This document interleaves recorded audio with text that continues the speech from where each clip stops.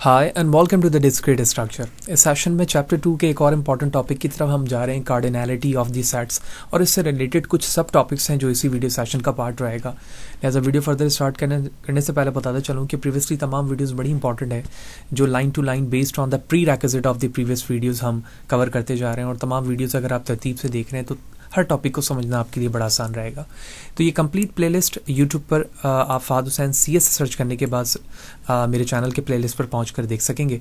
आप फ़ाद हुसैन CS से search करने के बाद मेरे यूट्यूब चैनल के प्लेलिस्ट पर जाओगे, जहाँ डिफरेंट डिसिप्लिन्स की वीडियोस मौजूद हैं। विद ईज़ आप इन्हें वॉच कर सकते हैं। इसके अलावा इसमें इस्तेमाल होने वाले content related material which mean presentation, slide code, वो तमाम मटीरियल मेरे ब्लॉग फ़ाद हुसैन CS blogspot.com पर अवेलेबल है, जहाँ से तमाम मटीरियल को फ्रीली डाउनलोड करके यूज़ किया जा सकता है। तो चैनल पर अगर नए हो, चैनल को सब्सक्राइब नहीं किया तो ज़रूर सब्सक्राइब करें, ताकि अपकमिंग वीडियोस के हवाले से आपको बर वक्त जानकारी मिलती रहे और इसी तरह की नई चीज़ें आसानी के साथ आप सीख सकें। साथ ही साथ आप मेरे ब्लॉग पे भी मुझे फॉलो कर सकते हैं, ताकि जब भी कोड अपलोड किया जाए आपको इन्फॉर्मेशन मिलती रहे। तो रॉयजन की बुक को हम फॉलो कर रहे हैं। डिस्क्रीट स्ट्रक्चर के चैप्टर 2 में हम मौजूद हैं और टॉपिक 2.5 कार्डिनैलिटी ऑफ सेट्स और उससे रिलेटेड जो भी सब टॉपिक्स हैं इसके, वो तमाम वीडियोस पे देखेंगे। तो सबसे पहले हम कार्डिनैलिटी ऑफ सेट्स को कॉल करते हैं। तो कार्डिनैलिटीज़ हमने देखा था सेट में, जब हम टाइप्स ऑफ दी सेट्स देख रहे थे। तो कार्डिनैलिटी का मतलब ये होता है कि किसी सेट्स में डिस्टेंट नंबर ऑफ जी ऑब्जेक्ट हैं, उनका count actually cardinality of the sets होता है। लेकिन यहाँ पर कार्डिनैलिटीज़ हम सेट्स को फंक्शंस के सेंस में देखेंगे। ठीक है, अगर आपने वो वीडियोज़ देखी हुई होगी तो आप बड़े आसानी के साथ ये टॉपिक्स समझ सकेंगे। डेफिनेशन में कहा जा रहा है the set A and B have the same cardinality if and only if। इसका मतलब ये हुआ कि बाय कंडीशनल कॉन्सेप्ट यहाँ पर मौजूद है। If there is a 1-to-1 corresponding from A to B, यानी अगर 1-to-1 रिलेशन है, हमारे पास दो सेट्स हैं A और B, ठीक है, और इनकी कार्डिनैलिटी सेम मानी जाएगी। कब? इफ एंड ओनली इफ, जब इन दोनों के दरमियान यानी A और B के दरमियान 1-to-1 कॉरेस्पॉन्डेंस हो। 1-to-1 अगर आप फंक्शन को देखें तो इसमें क्या होता था कि हमारे पास सेट A में जितने ऑब्जेक्ट होते थे, एलिमेंट होते थे, सेट B में उससे ज़्यादा हो सकते हैं लेकिन उससे कम कभी नहीं होते थे। यही वजह है कि 1-to-1 यानी हर एक ऑब्जेक्ट दूसरे डोमेन से जाकर अटैच्ड होता था, फिक्स होता था। इसी को हम 1-to-1 कह रहे होते थे। तो इस बेस पर हम दोनों की कार्डिनैलिटी को सेम मान रहे हैं। तो when A and B have the same cardinality we can write in this sense, यानी अब दोनों की कार्डिनैलिटी सेम है तो हम इसको इस फॉर्म पे लिखेंगे, यानी mod of A equal to mod of B। For infinite set, the definition of the cardinality provide a relative measures of the size of two sets rather than a measure of the size of one particular set. We can define what it mean for one set or have a smaller cardinality than the other sets. The sense is there कि जब आपके पास infinite sets होगा तो आप relative measures देखेंगे। अभी हम देखेंगे कि अगर हमारे पास जब finite set होता है तो हम उसकी cardinality के लिए क्या कर रहे होते हैं, और जब infinite होता है तो उसके लिए हम किस sense को यूज़ करेंगे, किस साइन को यूज़ करेंगे। ठीक है, तो वो चीज़ अभी हम देखते हैं। Second definition, if there is a 1-to-1 function from A to B। अब देखें, वही फंक्शन की बात आ गई जो अभी मैंने स्टार्टिंग में कहा था कि अगर दो सेट्स के फंक्शन को 1-to-1 हम दिखा रहे हैं, the cardinality of the A is less than और the same as the cardinality of the B and we can write in this sense, यानी या तो कार्डिनैलिटी B से लेस देन होगी या B के बराबर होगी। लेकिन ऐसा नहीं हो सकता कि A जो है वो B से बड़ा हो। क्यों? अगर आप फंक्शन के इस सेंस को याद करें कि हमारे पास इस तरह से अगर सेट A में डिस्टेंट ऑब्जेक्ट मौजूद हैं तो B में या तो 3 हो सकते हैं या 3 से ज़्यादा हो सकते हैं। इस तरह से फिर हम उसे क्या करते थे, मैप करते थे। तो A जो है वो लेस देन हो सकता है, ठीक है, क्योंकि आप देख भी रहे हैं यहाँ पे 3 है और यहाँ पर 4 है। लेस देन हो सकता है या फिर इक्वल हो सकता है, यानी 3 के 3 हो जाए, तो यही चीज़ यहाँ पे लिखी जाएगी। More over when A is less than equal to B and A and B have different cardinality, यानी जब A और B को आप इस सेंस में लिख रहे हो तो इसका मतलब ये है कि A और B के पास कार्डिनैलिटी क्या हो सकती है, डिफरेंट हो सकती हैं। और इसकी एग्जांपल अभी हमने यहाँ पर देख लिया, या तो दोनों में सेम होगी या दोनों में डिफरेंट होगी, यानी 4 हो सकती हैं, 3 हो सकती हैं। तो remarks in the definition 1 and 2 we introduce the notation this and this to denote that A and B have the same cardinality and the cardinality of A is less than the cardinality of the B. However, these definitions don't give any separate meaning to A and B when A and B are the arbitrary infinite set. बिल्कुल बड़े important बात हो गई, यही चीज़ हमने अभी definition 1 के इस पार्ट पे भी देखा था यहाँ पर। तो जब जाहिर सी बात है इनफाइनाइट सेट की बात करेंगे तो ये दोनों कोई भी चीज़ हमें सेंस नहीं दे रही होगी। सेंस से मुराद ये है कि एक सेट है जो इनफाइनाइट टर्म तक जा रहा है, तो हम उसमें डिस्टेंट ऑब्जेक्ट को काउंट ही नहीं कर पा रहे होंगे। जब काउंट नहीं कर पाएंगे तो हम ये नहीं कह सकेंगे कि सेट A की वैल्यू जो है वो लेस देन या इक्वल टू B आ रही है। ठीक है, आगे जाएंगे हम अनकाउंटेबल सेट्स को देखेंगे तो वहाँ पर ये कॉन्सेप्ट हमें समझ में आएगा। बेसिक फोकस अभी हमारा cardinality of the finite set पे था। ओके, अब बात आती है काउंटेबल सेट्स की, ठीक है। काउंटेबल सेट्स बाय मीनिंग ही हमें समझ में आ रहा है कि एक ऐसा सेट जिसको काउंट किया जा सके, जिसके एलिमेंट्स को काउंट कर सके। So we will now split infinite set, ठीक है, infinite set into two groups. जब आपके पास इनफाइनाइट सेट होते हैं तो हम उसके दो ग्रुप्स में स्प्लिट कर सकते हैं। Those with the same cardinality, यानी वो दो जिसकी कार्डिनैलिटी सेम है as the set of the natural number, and those with different cardinality, यानी वो दो जिनके सेम कार्डिनैलिटी है नेचुरल नंबर के साथ और वो जिनकी कार्डिनैलिटी सेम नहीं है। So a set that is either finite, ठीक है, ये बड़ा इंपॉर्टेंट कॉन्सेप्ट है, ये समझना है हमें। एक ऐसा सेट जो या तो फाइनाइट है, ठीक है, और हैज द सेम कार्डिनैलिटी, या फिर दो सेट्स के दरमियान जो कार्डिनैलिटी बन रही है वो सेम है, as the set of the positive integer is called a countable. यानी या तो ऐसा सेट हो जो फाइनाइट हो, या फिर उस दो सेट्स के दरमियान जो कार्डिनैलिटी है वो सेम हो, और वो किस तरह की टाइप की हो, पॉजिटिव इंटीजर की, तो हम उस सेट को क्या कहेंगे कि वो सेट काउंटेबल है, यानी उसे काउंट किया जा सकता है। So a set that is not countable, second concept आ रहा है हमारा। अब हम किस सेट को कहेंगे कि वो काउंटेबल नहीं है, तो a set that is not countable is called uncountable. When an infinite set S, यानी हमारे पास एक इनफाइनाइट सेट है जिसे हम कैपिटल S से रिप्रेजेंट कर रहे हैं, is countable, we denote the cardinality S by this sign. अच्छा, इस साइन को हम अल्फा नल कह रहे होते हैं, ठीक है। तो अगर हमारे पास एक इनफाइनाइट सेट है S जो काउंटेबल है, तो इसकी कार्डिनैलिटी को, यानी सेट ऑफ कार्डिनैलिटी S को इस साइन से रिप्रेजेंट किया जाएगा, ठीक है, जिसे हम अल्फा नल कह रहे होते हैं। That is the first letter of the Hebrew alphabet. We write cardinality of the set, ये जो S कैपिटल है ये क्या बता रहा है, इनफाइनाइट सेट, ठीक है। इनफाइनाइट सेट कौन सा, countable. So the cardinality of this S is equal to alpha null and it say that has the cardinality alpha null। ये इसके वर्ड्स भी यहाँ पे मेंशन किया हुआ है, बड़ा इंपॉर्टेंट कॉन्सेप्ट था। होपफुली आपको ये साउंड क्लियर होगा यहाँ पर कि यहाँ पर हमने क्या चीज़ समझी है। So there is an example, show that the set of the odd positive integer is countable set, ठीक है, यानी हमारे पास एक सेट है जो ऑड पॉजिटिव इंटीजर का है। अब देखो यहाँ पर एक कॉन्सेप्ट ये है कि ये फाइनाइट नहीं है बल्कि इनफाइनाइट है, तो लेकिन इस इनफाइनाइट ऑड पॉजिटिव इंटीजर को हमें ये बताना है कि ये काउंटेबल सेट कैसे हो सकता है। टू शो सोल्यूशन अगर आप देखें, to show that the set of the odd positive integer is countable, we will exhibit one-to-one corresponding between the set and the set of the positive integer। यानी हमें ये दिखाना है कि odd positive integer जो है वो काउंटेबल है, तो हमें किसी फंक्शन के साथ इसे क्या करना होगा, मैप करना होगा one two one. One two one का मतलब ये कि हर एक एलिमेंट को दूसरे एलिमेंट से आप मैप करके दिखाएं। इसके लिए हमने एक फंक्शन यहाँ लिया है 2n-1, ये हमारा फंक्शन है। अब इस फंक्शन में जो n की वैल्यूज होगी वो क्या होगी, क्वेश्चन में ऑड पॉजिटिव इंटीजर होगी। देखें, सबसे पहले हमने इस फंक्शन में अगर 1 पुट किया तो ये क्या हो जाएगा, 2 1 -1, तो इसका मतलब ये हुआ 2 1 से 2 -1। अब 2 पुट करते हैं, 2, ठीक है, क्या हो गया, 4 -1 3, 3 पुट करें 5 एंड सो ऑन। देखें, ये है हमारे n की 1 से स्टार्ट होने वाली value till two the n, और उसके बिहाफ पर जितनी भी वैल्यूज आ रही हैं वो आप देखो ऑड इंटीजर आ रहे हैं। तो ये फंक्शन हमें प्रोड्यूस करके दे रहा है odd integer.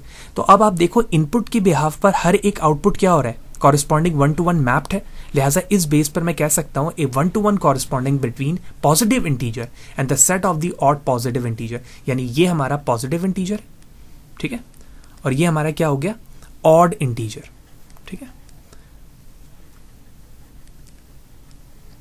So that's all about the definition of the countable and the proper example of this, कि हम मैप्ड किस तरह से कर रहे हैं किसी फंक्शन के साथ और उसे काउंटेबल कैसे कह रहे हैं। और अगर हमारे पास कोई इनफाइनाइट सेट होगा जो काउंटेबल है तो उसे उसकी कार्डिनैलिटी को हम इस तरह से रिप्रेजेंट करेंगे जो अभी हमने ऊपर देखा। आगे चलेंगे, अब इससे रिलेटेड कुछ कॉन्सेप्ट है, जैसे हमारे पास एक हिल्बर्ट ग्रैंड होटल प्रॉब्लम है, जिसे एक रिसर्चर या साइंटिस्ट ने इसी फाइनाइट और इनफाइनाइट कॉन्सेप्ट के साथ इस प्रॉब्लम को सॉल्व किया। पहले तो हम इसके बेसिक पैराडॉक्स को जानते हैं और उसके बाद फिर एग्जाम्पल भी समझेंगे। So we now describe a paradox that show that the something impossible with a finite set may be possible with an infinite set. यानी दो चीज़ें बताई गई कि हमारे पास ये इम्पॉसिबल स्पेस था जिसमें हम फाइनाइट या फिर इनफाइनाइट सेट के जरिए से ये प्रॉब्लम सॉल्व करेंगे। The famous mathematician David Hilbert invented the of the grand hotel which has the countability in finite number of the rooms, each links occupied by a guest. When a new guest arrive at a hotel with a finite number of the rooms and all rooms are occupied. यानी ये जो mathematicians थे इन्होंने ये एक ऐसे grand hotels के अंदर एक प्रॉब्लम को डिक्लेयर किया जिसमें इन्होंने देखा कि जो नंबर ऑफ द रूम्स हैं वो इनिशियली इनफाइनाइट है, ठीक है, उस होटल के अंदर एज्यूम करते हुए, और ईच लिंक, हर जो रूम है वो गेस्ट से क्या हुआ हुआ, ऑक्युपाइड हुआ है। तो इस प्रॉब्लम पे वो ये देखते थे कि जब कोई न्यू गेस्ट आता तो न्यू गेस्ट आने के लिए हमें किस तरह से उसे एंटरटेन किया जाएगा, इस प्रॉब्लम को वो क्या कर रहे थे, ऑब्जर्व कर रहे थे। So that in this sense this guest can not be accommodate without evicting a current guest, यानी जब तक हमें एग्जिस्टिंग गेस्ट को मूव नहीं करूंगा मैं तो उसकी कोई जगह नहीं बन पाएगी, क्योंकि जितने भी इनफाइनाइट रूम हैं उनमें इनफाइनाइट नंबर ऑफ दी क्या होंगे, रूम टेकर होंगे जिन्होंने रूम लिया हुआ होगा। So even when all the rooms are already occupied, we can accommodate a finite number of the new guest and a countable number of the new guest। यानी जब सारे रूम occupied होंगे तो हमारे पास जो finite number of the new guest हैं हम उन्हीं को काउंट कर सकते हैं और उन्हीं को ही एज अ गेस्ट रूम दे सकेंगे respectively. So eight the fully occupied grand hotel, तो जो अब हमारे पास अब जो होटल इनिशियली स्टेज पे दी जा रही है वो इनिशियली तमाम जो रूम्स क्या होंगे उसके ऑक्युपाइड हुए हैं। तो ये उसकी एक हिरार्की या एग्जांपल दिखाई गई है जिसमें आप देख रहे हो कि हमारे पास n number of the rooms हैं और हर रूम्स के अंदर जो है यहाँ पर इनिशियली जो है वो गेस्ट मौजूद हैं। अब क्योंकि ये इनफाइनाइट इनिशियली बताया गया हमें, अगर हमारे इस इनफाइनाइट रूम के अंदर एक नया गेस्ट आता है होटल में और वो डिमांड करता है कि मुझे रूम चाहिए, तो अब मुझे ये नहीं पता कि ये नंबर्स ऑफ जितने भी गेस्ट हैं वो किस एन वैल्यू तक जा रहे हैं, ठीक है। इनिशियली तो फाइनाइट नहीं कहा हमने, इनफाइनाइट का है। तो अब मैं क्या करूंगा, हर एक गेस्ट को ये कहूंगा कि आप जिस रूम में मौजूद हो, यानी अगर ये फॉर एग्जांपल 2n में मौजूद था तो मैं इससे कहूंगा कि आप नेक्स्ट रूम में चले जाएं, यानी n+1, यानी 2 वाला 3 पे चला जाएगा, 3 वाला 4 पे, 4 वाला 5 पे, इसी तरह सो ऑन, ये चीज़ें जंप होती जाएंगी और हम कहाँ पहुंच जाएंगे एट लास्ट n+1 पे। तो जब तमाम रूम्स जंप करते रहेंगे तो 1 वो रूम होगा हमारा जो क्या बन जाएगा, एम्प्टी, यानी ये खाली हो जाएगा। और जैसे ये खाली होगा हम क्या करेंगे, जब भी कोई न्यू गेस्ट आया करेगा हम उसे यहाँ पर एंटरटेन करेंगे, राइट। यही हिल्बर्ट ग्रैंड होटल प्रॉब्लम्स थी जिसको ये डेविड हिल्बर्ट ने डिज़ाइन किया। अब इसका क्वेश्चन है, यही चीज़ यहाँ पर बताई जा रही है, how we can accommodate a new guest arriving at the fully occupied grand hotel without removing any of the current guest.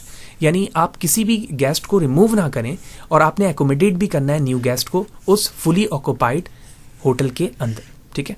So because the room of the grand hotel are countable. अब यहाँ पर ये क्या कह रहे हैं कि जो रूम्स हैं उसमें अब उन्होंने प्रॉब्लम को काउंटेबल बनाया। पहले उन्होंने ये कहा था कि इनफाइनाइट या फाइनाइट दोनों के जरिए से प्रॉब्लम सॉल्व हो रही है, लेकिन आप प्रॉब्लम में ये कहते हैं कि the grand hotels rooms are the countable, so we can list them as room 1, 2, 3 and so on. यानी तमाम रूम्स को हमने नंबर दे दिए, पहले को 1, 2, 3, इस तरह से हमने रूम को नंबर दे दिए।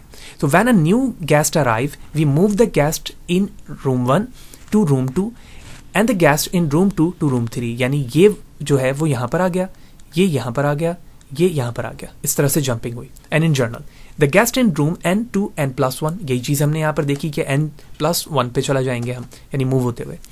So for all positive integer n, this frees up room 1, यानी इस चीज़ ने क्या किया, रूम 1 को फ्री कर दिया, यानी ये चीज़ ब्लैंक हो गई, एम्प्टी हो गई। Which we assign a new guest and all the current guest still have rooms. यानी तमाम गेस्ट जो है अपने रूम में ही मौजूद हैं, किसी को हमने ये नहीं किया कि रूम से निकाल के कहा कि अब आप होटल में नहीं रह सकते, आप होटल पे हैं लेकिन रूम आपका चेंज हुआ।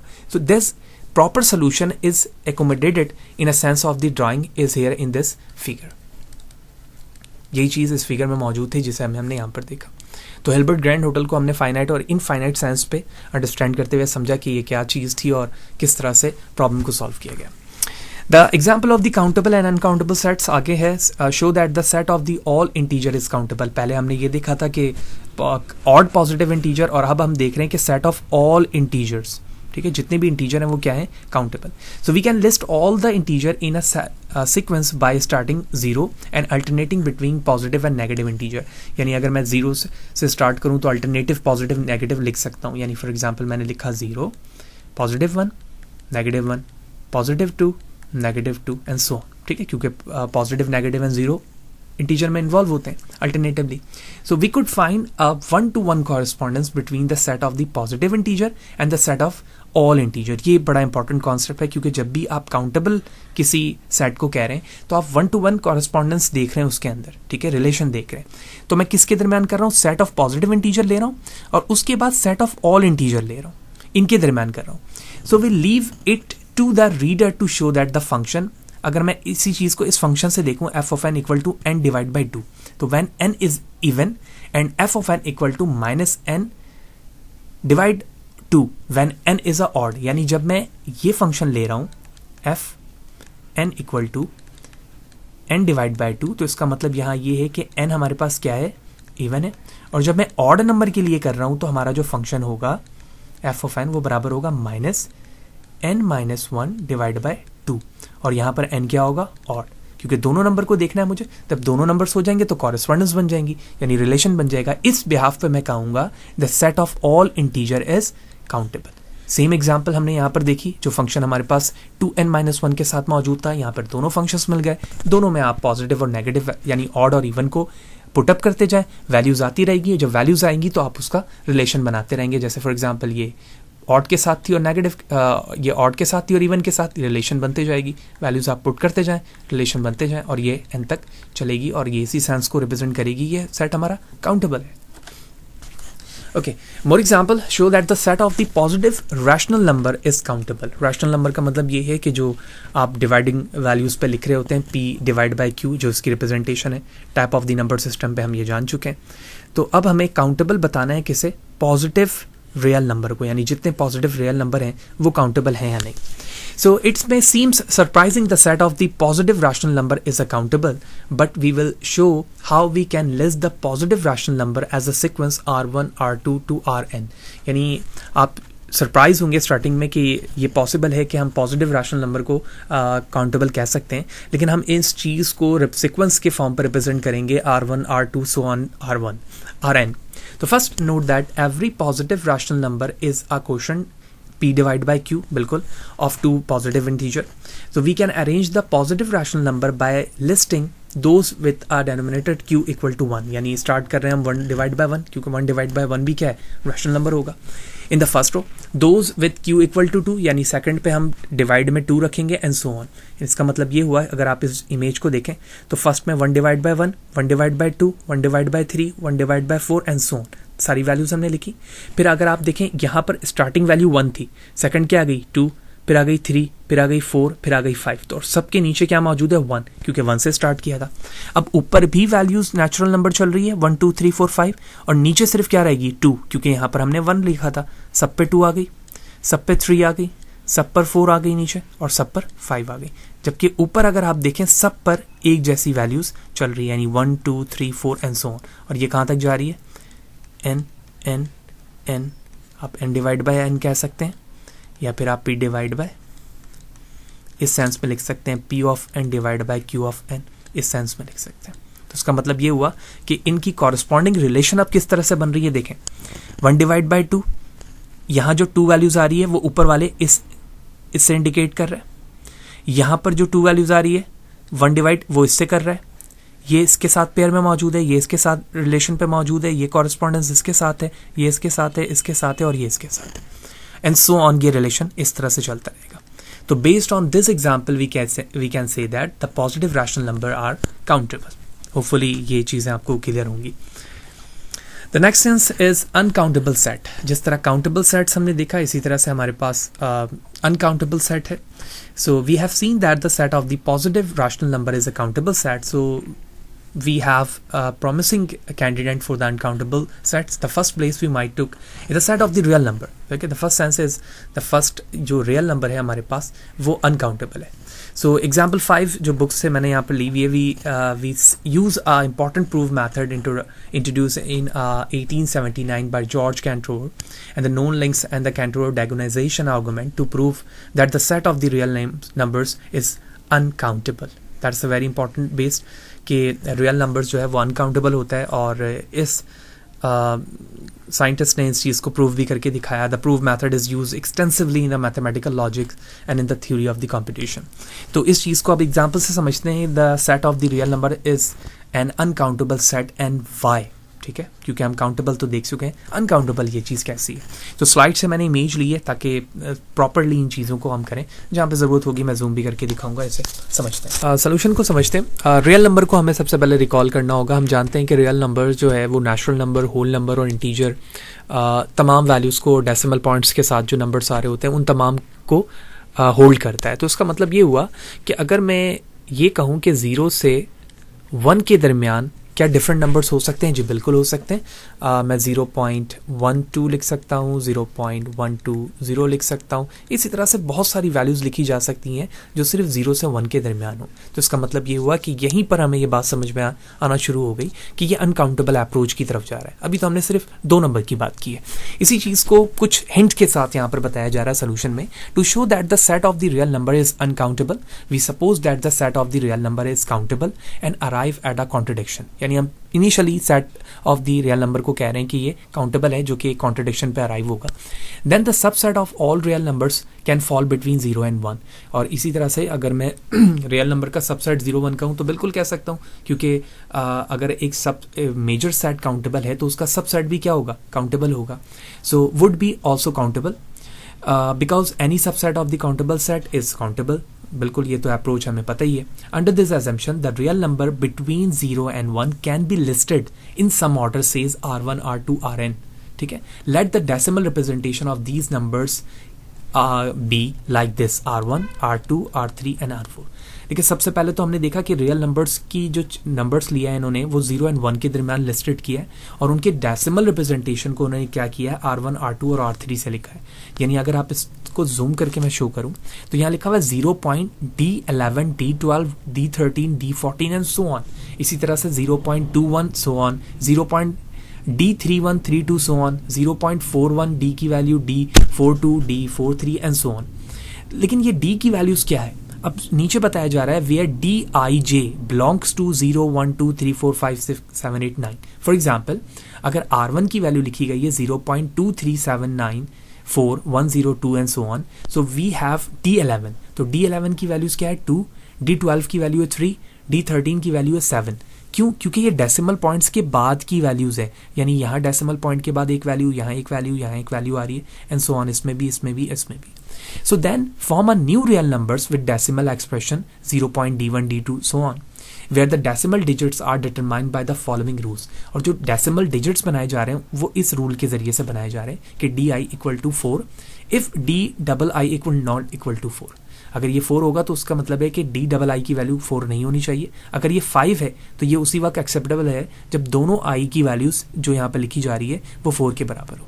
सो as an example, suppose R1 की वैल्यू ये है, R2 ये है, R3 ये है, R4 ये है एंड सो ऑन। तो then we have R equal to 0 point this sense and where D1 D2 ये तो तमाम वैल्यूज आ गई, लेकिन D11 की वैल्यू 4 नहीं हो सकती रूल के मुताबिक, और ये तमाम वैल्यूज दिखाई जा रही है कि अगर मैं इस वैल्यूज को अज्यूम कर रहा हूँ R1 R2 तो ये तमाम वैल्यूज आती रहेगी एंड सो ऑन।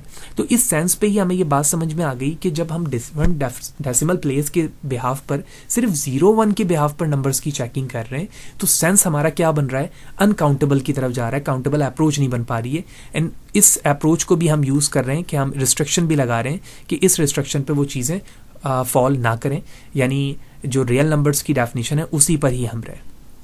तो होपफुली आपको ये कॉन्सेप्ट समझ में आ गया होगा कि अगर मैं रियल नंबर को अनकाउंटेबल कह रहा हूँ तो उसका क्या मतलब है, और इसी एग्जाम्पल में 0-1 की लिस्टेड वैल्यूज़ के ज़रिए से ये चीज़ बताई गई है। आगे चलेंगे।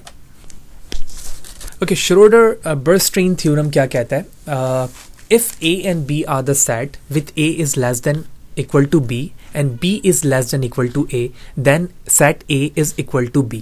देखो, अभी हमने काउंटेबल एंड अनकाउंटेबल से पहले जब हम अप्रोच कार्डिनैलिटी की देख रहे थे तो वहाँ पर हमने ये देखा था कि अगर हमारे पास 2 सेट्स हैं तो वो इस अप्रोच को फुलफिल करेंगे हमेशा। ठीक है, अगर वो 1-to-1 कॉरेस्पॉन्डेंस में है, ठीक है, या तो वो A B के बराबर आ जाएगा कार्डिनल पे, या A की वैल्यू लेस देन होगी B से। लेकिन श्रोडर बर्नस्टीन क्या कहता है कि अगर आप इस कंडीशन को फुलफिल कर रहे हो और साथ ही साथ एंड हो और साथ ही साथ ये अप्रोच भी हो, यानी B की जो कार्डिनैलिटी है वो less than equal to A हो, इसी को रिवर्स करके दिखाया गया है। तो इसका मतलब ये है जो A की कार्डिनैलिटी है वो B के बराबर आ चुकी है, या दोनों एक दूसरे के बराबर होंगे। In other word, if there are 1-to-1 function from F from A to B and G from B to A, then there is a one-to-one corresponding between A to A. Very simple, इन्होंने यहीं पे बता दिया कि अगर एक function A से B की तरफ जा रहा है और दूसरा B से A की तरफ जा रहा है तो उसका मतलब हुआ दोनों सेम हुए, A और B. यही चीज़ यहाँ one-to-one correspondence से रिप्रेजेंट कर दी गई. Further, the Schroeder-Bernstein theorem can be used to solve many cardinal arithmetic problems. For example, one may wish to show the cardinality of the S, यानी जो infinite set, जो countable set था, जो अभी हमने पीछे भी देखा था. अगर मैं उस कैपिटल S को आपको शो करूं तो वो ये था जहां पर बताया गया था when an infinite set S is countable, यानी जब आपके पास कोई infinite set हो और वो countable हो तो उसे हम इस तरह से रिप्रेजेंट कर रहे थे और उसकी एग्जांपल भी हम देख चुके हैं. S तो इसकी कार्डिनलिटी को यहाँ पर K से रिप्रेजेंट किया जा रहा है. ठीक है, K is a cardinal K. So one strategy is to find set A B such that A equal to B equal to K, यानी इसकी कार्डिनलिटी सेम है तो इसे K से लिखा जा सकता है with injection from A to S and S to B, thus concluding that A equal to S and S equal to B and B equal to K. यानी अगर आपके पास एक फंक्शन इंजेक्शन फॉर्म पर मौजूद है और वो मैप हो रहा है A से S पर फिर S से B पर, तो हम कह सकते हैं कि A, S, B तीनों की कार्डिनलिटी K के बराबर होगी. More generally this theorem shows that the relation A is less than equal to B between cardinal A and B defined by there is an injection function F. A map to B is a partial order on the class of the cardinal. ठीक है, बड़ा important concept है कि अगर आपके पास A less than B के form पर इंजेक्शन फंक्शन है तो वो एक पार्शियल ऑर्डर होगा आपके कार्डिनल क्लास के लिए. तो ये बड़ा इंपॉर्टेंट और शॉर्ट सा पार्ट था श्रोडर-बर्नस्टीन थ्योरम, जिसमें हमने देखा कि अगर कार्डिनलिटी A की लेस देन B है और B लेस देन A है या इक्वल टू है तो उसका मतलब ये है कि दोनों जो आपके पास फंक्शंस हैं वन टू वन वो बराबर होंगे और उनके दरमियान जो रिलेशन होगा वो A टू B और B टू A पे बिहाफ पर दोनों एक दूसरे के बराबर होंगे. And the last thing, uncomputable function, जिसके अंदर हमारे पास कॉन्टिनम हाइपोथेसिस का कॉन्सेप्ट होता है. पहले तो हम डेफिनेशन समझते हैं, उसके बाद इस हाइपोथेसिस को भी समझते हैं. The uncountable function, we will now describe an important application of the concept of this session in a computer science. In particular, we will show that there are the function whose values cannot be computed by a computer program. So we say that the function is computable if there is a computer program in some programming language, then find the value of this function. If a function is not countable, so we can say that is a uncountable. Basic definition यही कहती है कि computer science के अंदर अभी हमारे पास एक ऐसा कॉन्सेप्ट है जिसको उसकी पर्टिकुलर सोल्यूशन को अभी तक फाइंड नहीं किया जा सका. हम जानते हैं कि किसी भी सोल्यूशंस को या कंप्लीट सोल्यूशन हम उसी वक्त फंक्शन कहते हैं जब वो किसी भी प्रोग्रामिंग लैंग्वेज के ज़रिए से फाइंड किया जा सका हो, और जो फंक्शन प्रोग्रामिंग लैंग्वेज के ज़रिए से सॉल्व नहीं किया गया हो हम उसे अनकम्प्यूटेबल फंक्शन कह रहे होते हैं. अब इसकी आसान सी एग्जांपल इस हाइपोथेसिस में जाने से पहले हम समझते हैं कि अगर हमारे पास एक जो कार्डिनलिटीज़ है या सेट है वो हमारे पास इनफाइनाइट है, ठीक है, और एक है हमारे पास सिंपल फाइनाइट, राइट. दो फंक्शन है. क्या ऐसा हो सकता है कि कोई ऐसा सेट हो जो इन दोनों के दरमियान हो, यानी मिड पर हमारे पास कोई सेट हो सकता है? ठीक है, अभी तक ये मुमकिन नहीं है. या तो हम किसी सेट को फाइनाइट कहेंगे या हम किसी सेट को इनफाइनाइट कहेंगे, लेकिन इन दोनों के दरमियान अभी तक हमारे सेट्स की कोई वैल्यूज फाइंड नहीं हो सकी है. बस इसी कॉन्सेप्ट को हम यहाँ पर क्वांटिनम हाइपोथेसिस कह रहे होते हैं कि हम किस तरह से इस प्रॉब्लम को वेरीफाई कर सकते हैं. यानी यहाँ पर एक गैप मौजूद है कि अभी तक हमारे पास ऐसा कोई रूल मौजूद नहीं जिस बेस पर मैं रेक्टिफाई करके या फाइंड करके बता सकूं कि इनके दरमियान आने वाली वैल्यूज़ को हम क्या नाम देंगे या वो किस तरह के सेट्स के फॉर्म पर हो सकता है. सो डेफिनेशन कहती है, according to the book we conclude this session with the brief discussion on the famous open question about cardinality. ये बिल्कुल ओपन क्वेश्चन है कार्डिनलिटी के लिए. It can be shown that the power set z, यानी positive integer का power set, and the set of the real number have the same cardinality. यानी आप positive set का जो है वो पावर सेट निकालें और set of the real number निकालें with the same cardinality. In other word we know that the power set of the positive integer, ये जो यहाँ पर लिखा गया है ये positive power set of the positive integer है, is equal to the real number cardinality and that is also equal to C. ये चीज़ यहाँ पर प्रूव है जो बुक की एग्जाम्पल नंबर 38 पर है.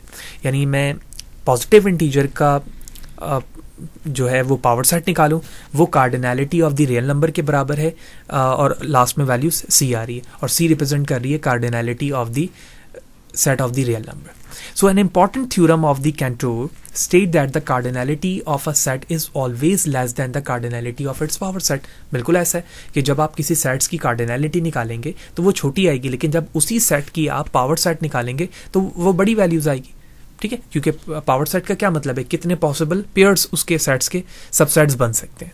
तो इस बेस पर मैं कह सकता हूं कि जब आप कार्डिनैलिटी निकालेंगे पॉजिटिव इंटीजर की, that is less than the power set of the positive integer, ठीक है, ऐसा ही होगा।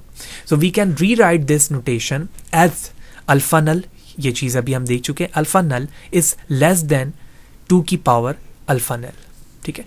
ये किस लिए हम इस्तेमाल कर रहे होते हैं, जब आपके पास इनफाइनाइट सेट होता है। तो यूजिंग द नोटेशन 2 की power cardinality of S to denote the cardinality of the power set of S, also note that the relationship between the power set of the positive integer equal to real number can be expressed as this notation। यानी इस notation को मैं 2 alpha null equal to सी के form पर represent कर सकता हूँ, क्योंकि ये इनफाइनाइट रियल नंबर को रिप्रेजेंट कर रही है। अभी हमने देखा क्वेश्चन पे कि जो हमारे पास रियल नंबर है वो इनफाइनाइट है, यही वजह है कि हम अल्फा नल को यहाँ पे इस्तेमाल कर रहे हैं। So this lead us to continuum hypothesis which asserts that there is no cardinal number between X to alpha null, ठीक है, एंड सी। यही चीज देखना है ना भाई, एक्स से लेकर अल्फा नल और सी के दरमियान हम कोई कार्डिनल नंबर्स नहीं देख पा रहे। In other word, the continuum hypothesis state that there is a no set A such that N not, जिसको हम अल्फा नल कह रहे हैं, the cardinality of the set of the positive integer is less than cardinal of A is less than C, the cardinality of the set of the real number. It can be shown that the smaller infinite cardinal number from the infinite sequence, उसी चीज को मैं sequence में लिख के दिखा रहा हूं कि हर एक अल्फा नल जो है दूसरे वाले से लेस देन है। If you assume that the continuum hypothesis is true, it will follow C equal to alpha 1, so 2 the power of the alpha null is equal to alpha null 1 and so on। लेकिन हम initially इस चीज़ को prove नहीं कर पाए और ना ही हमारे पास ये कार्डिनैलिटीज़ का क्वेश्चन सॉल्व है, बल्कि ये क्वांटिनम हाइपोथेसिस हमें ये बता रहा है कि ये एक ओपन प्रॉब्लम है कि हम फाइनाइट और इनफाइनाइट के दरमियान रहते हुए किसी भी मिड वैल्यूज़ का या मिड सेट्स की कार्डिनैलिटी नहीं बता सकते, बल्कि हम उसे रिप्रेजेंट कर रहे होते हैं अल्फ़ा नॉट या फिर अल्फ़ा नोटेशन वैल्यूज़ के ज़रिए से। और अगर हम उसे एज्यूम कर लें कि वो इनिशियली ट्रू है, तो हम उसकी नोटेशंस को alpha null 1, alpha null 2 so on की वैल्यू से रिप्रेजेंट करेंगे। तो टॉपिक थोड़ा सा मुश्किल ज़रूर था, लेकिन ये कॉन्सेप्शनल चीज़ें हैं, आपको थ्योरेटिकली पता होना चाहिए कौन सी चीज़ कैसे काम कर रही है और क्या उसकी स्ट्रेंथ है। वीडियो ज़रूर लॉन्ग हुई है, लेकिन मैंने पूरी कोशिश की कि हर एक कॉन्सेप्ट को जो कार्डिनैलिटी सेट्स के अंदर मौजूद था उसे शामिल किया जाए। बुक्स से रिलेटेड चीज़ें मैंने डायरेक्टली स्नैप लगाई हुई हैं ताकि समझना आसान हो। बुक ज़रूर रीडिंग करें ताकि मज़ीद चीज़ें आपको क्लियर हो सकें। फिर भी कोई सवाल है, कोई चीज़ अगर आपको समझ में नहीं आई, ये कमेंट सेक्शन पर ज़रूर पूछें। कोशिश करूँगा इस हवाले से आपको बर वक्त जवाब दे सकूँ। वीडियो अच्छी लगी है तो लाइक करें, ज़्यादा लोगों को शेयर करें और इसी तरह से जुड़े रहें, क्योंकि नेक्स्ट सेशन में हम अपने लास्ट टॉपिक की तरफ जाएंगे जो हमारे मैट्रिक्स का होगा। कोशिश करेंगे 1 से 2 वीडियोस के अंदर उसे हम कवर करें और इसके साथ ही हमारा चैप्टर 2 एंड हो जाएगा। उसके बाद हम चैप्टर 3 की तरफ जाएंगे। इसी तरह से जुड़े रहें। कोई सजेशन हो तो ज़रूर मुझे बताया करें। एज अ ह्यूमन एरर के चांसेस ज़रूर होते हैं, तो मैं उसको रेक्टिफाई करूँ और कोशिश करूँ कि मज़ीद उसमें बेहतरी लाई जा सके। नेक्स्ट वीडियो में मिलते हैं। सी यू देयर।